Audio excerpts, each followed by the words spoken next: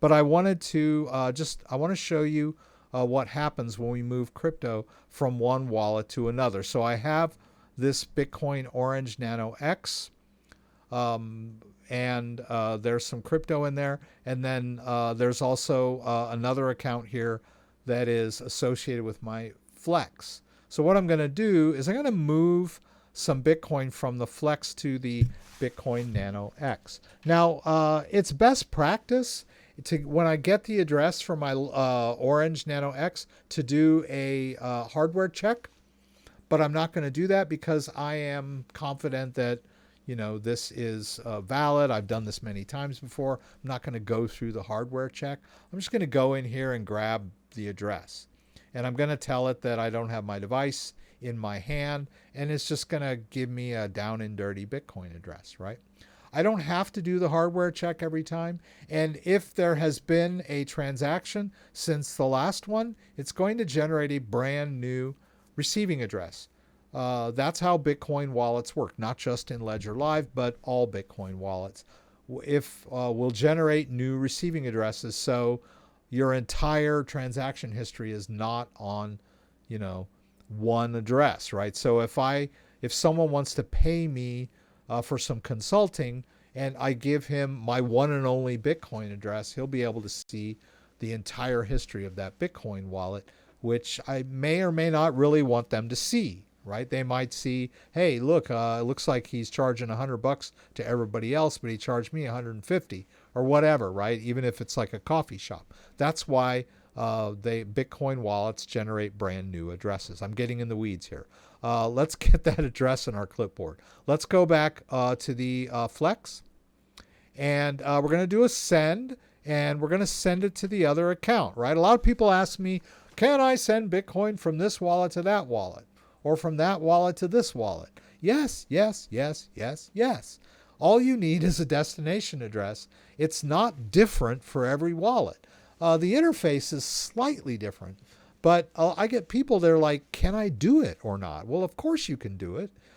You can send Bitcoin from your wallet to an exchange, from your exchange to your wallet, from a wallet to a different wallet, from your wallet to your friend's wallet, from your mom's wallet to your dad's wallet. You get my point, right? So I'm going to send Bitcoin between two local wallets that I have possession of, right? We're just going to redistribute the Bitcoin a little bit. Now, let's say I want to send $20 worth of, not 20 Bitcoin. Let's say I want to send $20 worth of Bitcoin. All right, that's going to cost me $1.61 in blockchain fees, which seems a bit high percentage-wise, right? Let's go to 50. Whoops. Let's go to 50. Whoops. Well, let's do 250, right? We're still at $100.61. So the blockchain fee pretty much stayed the same, even though I changed the amount, right? Let's go back and try it one more time. All right, yeah, it's still $1.61. Let's send 1,000. What's going on? What is? Ugh. Now it's just not cooperating with me at all. All right, let's get. Okay, come on. There we go. All right, let's send $1,000 worth of Bitcoin. It's still $1.61. Yeah. I can't get away from that 161, can I? I was hoping that you would see it kind of fluctuate a little bit. Maybe, but it's a good lesson because Bitcoin blockchain fees are not based on percentages. That's the point I'm trying to drive home. They are based on network activity. So if the network activity is high, your blockchain fees are going to be high.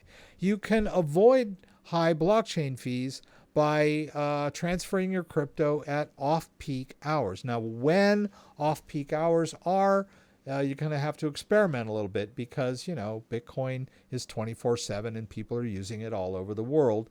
But in general, late at night in the U.S. or very early in the morning in the U.S. are usually good times to try and transfer your crypto. So let's go over here and hit continue. Now it wants me to connect and unlock my device. Hopefully this camera is still working. Holy moly, it's still working. I fight with this camera all the time. I just need to unlock the device, right? So I'm going to enter my PIN. All right. Now the device is unlocked, and since I'm trying to send Bitcoin, it wants me to open the Bitcoin app. So I'll open the Bitcoin app. Now it's going to request that I sign the transaction, right? So this is the security of the device, right? So I'm trying to send Bitcoin from my Flex wallet from one location on the blockchain to another location on the blockchain. The crypto is not in this device, but this is the key that unlocks the wallet, right? This is the car key for that particular vehicle, right? If you think about it that way, or that particular post office box, however you want to think. So we swipe. Notice also when I showed you that keypad for entering my PIN, it was a nice big, touchscreen keypad with big giant numbers for me. Pretty less likely for me to fat finger that than when I'm trying to enter on those little buttons on the Ledger Nano S Plus or the Ledger Nano X. Let's swipe again. Also, this is awesome. A lot of people were confused by the interface on the Ledger Nano X when it came to signing transactions. They didn't know what to do next. What am I supposed to do now? Well, you hit the right button. Well, it wasn't like clearly obvious, right? But this guy, it's fairly obvious what you need to do next, right? It says hold to sign. Off it goes. And then let's go back over to the main screen. And it says transactions sent. Let's see what we eventually paid there. Still, 0.00001615 BTC, about $1.60 worth of Bitcoin from one wallet to another. Right? Let's go to this guy, and it's already showing up as received in the wallet. Happens real fast, but it's not confirmed yet. So that new Bitcoin, that 0.01 Bitcoin is unspendable at the moment, but it is definitely in the wallet. It's not in the wallet. It just can't be sent back out yet. So that's a back and forth. Pretty easy.